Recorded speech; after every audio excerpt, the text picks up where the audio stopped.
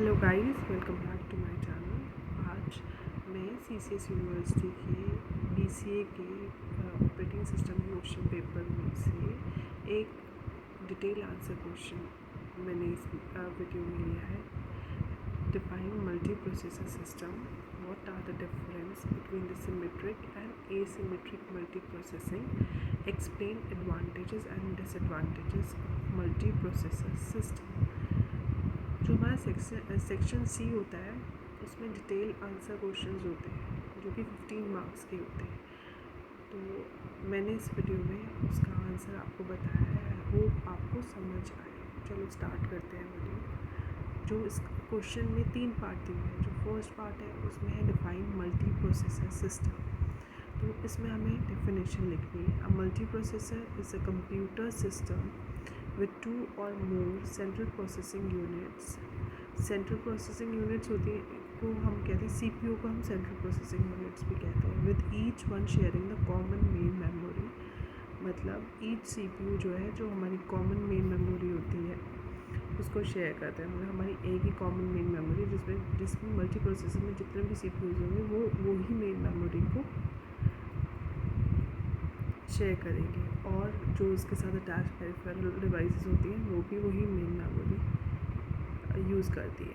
ये हेल्प करता है साइमल्टेनियस प्रोसेसिंग ऑफ प्रोग्राम्स। मतलब आपको एक प्रोग्राम आपका एग्जीक्यूट होगा, फिर नेक्स्ट प्रोग्राम एग्जीक्यूट होगा, बट इस प्रोसेसर में ऐसा नहीं है। इसमें आपका साइमल्टेनियसली प्रोग्राम एग्जीक्यूशन प्रोसेस होता चला जाएगा। किसी भी प्रोग्राम को वेट नहीं करना पड़ेगा एग्जीक्यूशन के लिए। ठीक है, या तो आप ये डेफिनेशन लिख सकते हैं या फिर आप नेक्स्ट डेफिनेशन मैंने जो लिखी है वो भी आप लिख सकते हैं इसमें कि a multi processor system consist of a set of processors that share a set of physical memory blocks over an interconnection network. मतलब मल्टी प्रोसेसर सिस्टम कंसिस्ट होता है सेट ऑफ सीपीयूज, जिसे हम कहते हैं सेट ऑफ प्रोसेसर्स, जो कि share करता है फिजिकल मेमोरी ब्लॉक को एक इंटरकनेक्शन नेटवर्क के ऊपर। ठीक है, इन दोनों में से कोई भी आप एक डेफिनेशन लिख सकते हैं। साथ में 2-3 पॉइंट्स आप लिख सकते हैं। जैसे मैंने एक पॉइंट दिया है कि multi processor operating system controls and manage the hardware and the software resource such that user can view the entire system as a powerful uniprocessor system as he is not aware of multiple processors and an interconnection network। मतलब एक multi processor operating system जो है control करता है, manage करता है hardware और software resources को, और एक अगर कोई यूज़र उसको देखेगा तो उस एंटायर सिस्टम को बहुत ही पावरफुल यूनिप्रोसेसर सिस्टम समझेगा, क्योंकि उसे अंदर का नहीं पता कि उसमें कितने मल्टीपल प्रोसेसर या मल्टीपल मतलब सीपीयूज़ हैं और कनेक्शन नेटवर्क है जिस पे वो काम करते हैं। आप ये पॉइंट डेफिनेशन की बात लिख सकते हैं। सेकेंड पॉइंट आप ये भी लिख सकते हैं इस क्वेश्चन में कि the design issue of the operating system is similar to the general purpose operating system, but the issues of the processor synchronization, task scheduling, memory management, security and protection become more complex since the main memory is shared among many physical processors। मतलब जो design issue होता है इस operating system का वो similar होता है general purpose operating system से, बट जो इशू आते हैं वो आते हैं प्रोसेस सिंक्रोनाइजेशन में, टास्क शेड्यूलिंग में, मेमोरी मैनेजमेंट में, सिक्योरिटी प्रोटेक्शन में, क्योंकि ये ज़्यादा कॉम्प्लेक्स हो जाता है क्योंकि इसमें बहुत सारे सीपीयूज़ होते हैं जो कि एक मेन मेमोरी को शेयर करते हैं। ठीक है, तो या फिर आप डेफिनेशन के बाद ये पॉइंट लिख सकते हैं। अब इसका सेकेंड पार्ट जो इस क्वेश्चन में था कि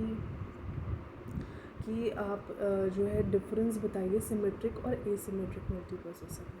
तो हमने अभी पहले डिफ़ाइन करा मल्टी प्रोसेसर सिस्टम क्या होता है, फिर हमने उसमें ये पॉइंट लिखा, फिर हम ये डायग्राम भी बना सकते हैं इसमें कि diagram multi processor operating system क्या होता है कि एक मेन मेमोरी है और CPU 1 है, CPU 2 है, मतलब एक से ज़्यादा प्रोसेसर्स हैं, इनपुट आउटपुट डिवाइसेस हैं, इनपुट यूनिट्स हैं, सब एक ही मेन मेमोरी को शेयर कर रहे हैं इस multi processor operating system. Okay, it is used to boost the performance of multiple CPUs are linked together so that a job can be divided and executed more quickly। मतलब ये जो आपका multi processor operating system होता है वो use किया जाता है परफॉर्मेंस को बूस्ट करने के लिए, क्योंकि इसमें मल्टीपल सीपीयूज़ होते हैं जो कि एक दूसरे से लिंक्ड होते हैं, ताकि जो भी टास्क मिले कंप्यूटर को वो उसे डिवाइड करके दो डिफरेंट सीपीयूज़ को दे ताकि एग्जीक्यूशन जल्दी हो सके. Okay, they are mainly two types of multi processor system.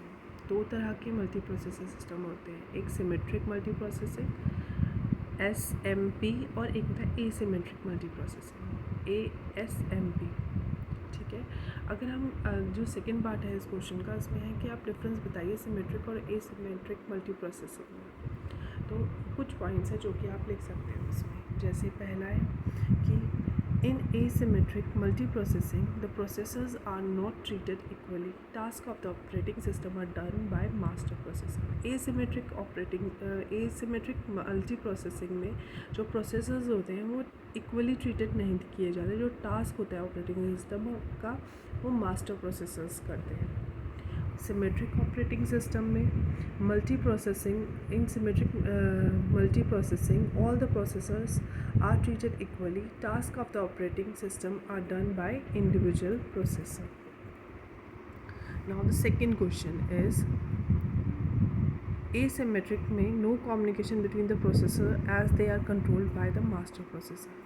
Asymmetric multi processing में कोई कम्युनिकेशन नहीं होती है, क्योंकि इसमें जो सीपीयूज़ होते हैं, जो प्रोसेसर्स होते हैं वो कंट्रोल होते हैं मास्टर प्रोसेसर्स. ओके, सिमेट्रिक में all processor communicate with another processor by shared memory. Okay, now the third point is asymmetric multi processing system are cheaper. वो थोड़े सस्ते होते हैं. Symmetric multi processing systems are costlier. Symmetric multi processing system थोड़े महंगे होते हैं. Now the fourth point is they are easier to design, and symmetric they are complex to design. Asymmetric, it is simple as here the master processor has the access to the data. In symmetric, it is complex as synchronization is required of the processors in order to maintain the load balance. Now next is asymmetric. All processor can exhibit different architecture. In symmetric, the architecture of each processor is the same. In asymmetric multiprocessing, the process scheduling approach used is master-slave. Asymmetric multiprocessing में जो process scheduling approach होता है वो use किया जाता है master-slave वाला. In symmetric multiprocessing में जो process होता है वो is taken from the ready queue. Now, asymmetric में it is suitable for homogeneous or heterogeneous cores. In symmetric, it is suitable for homogeneous cores only. I hope कि आपको ये समझ में आया हो डिफरेंस. इसमें मैंने 8 पॉइंट्स दिए हुए हैं. आप उनमें से कोई भी 5 पॉइंट लिख सकते हैं.